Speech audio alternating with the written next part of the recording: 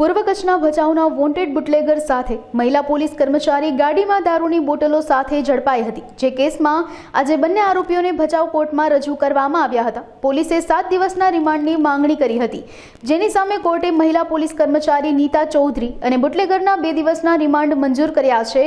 પૂર્વ કચ્છના કુખ્યાત બુટલેગર યુવરાજ જાડેજા અને મહિલા પોલીસ કર્મી નીતા ચૌધરીએ પોલીસ પર થાર ગાડી ચડાવી હુમલો કર્યો હતો।